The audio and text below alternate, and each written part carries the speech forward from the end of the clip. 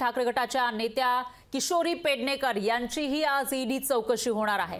Corona काळातील कथित body bag घोटाळा प्रकरणामध्ये ही चौकशी केली जाते। तर आज सकाळी 11 वाजता ईडी कार्यालयामध्ये हजर राहण्याचे आदेश त्यांना देण्यात आलेत आणि यापूर्वी किशोरी पेडणेकर यांची ईडीने 6 तास चौकशी केली आहे। तर महापालिकेने बॉडी बॅग 3 पट किंमत देऊन खरेदी केली आणि त्याच कंपनीकडून राज्य सरकारने कमी किमतीमध्ये खरेदी केल्याचा आरोप करण्यात आलाय।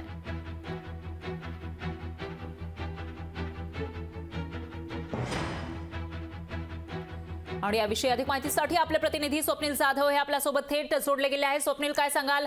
आज किशोरी पेडणेकर यांची ईडी चौकशी होणार आहे, त्याचबरोबर संदीप राऊत यांचीही चौकशी होणार असल्याचं कळत आहे। एकूणच ठाकरे गटाचे जे नेते आहेत ते ईडीच्या रडारवर दिसतात, काय अपडेट्स?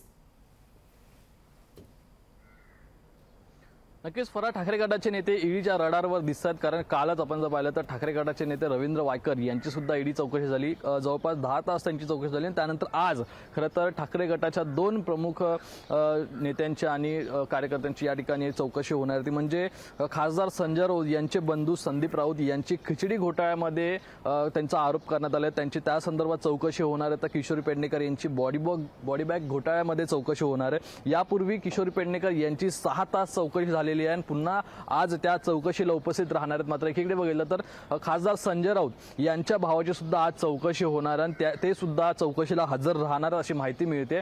मात्र जी खिचडी घोटाळा कोरोना काळामध्ये जे श्रमिक जे महाराष्ट्र सोडून जात होते त्यांना खिचडी पुरवण्यात येत होती, त्यामध्ये मोठ्या प्रमाणात घोटाळा झाला असल्याचा आरोप हा करण्यात आलेला आहे। त्याच प्रकरणामध्ये सूरज चव्हाण यांना सुद्धा अटक करण्यात आली होती आणि त्यांच्या संदर्भात एकूण 15 ठिकाणी छापेमारी सुद्धा झाली होती।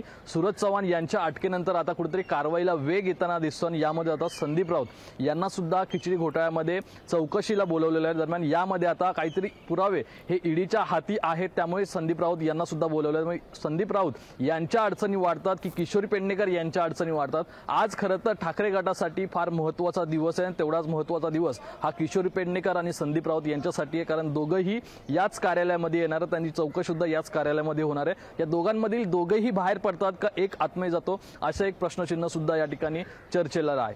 निश्चितच स्वप्नील, धन्यवाद तुम्ही दिलेल्या या सविस्तर माहितीसाठी। तुमच्याकडून या विषयीची अपडेट आपण घेत राहूया। लोकशाही मराठी ऐका, पहा, जागरूक रहा।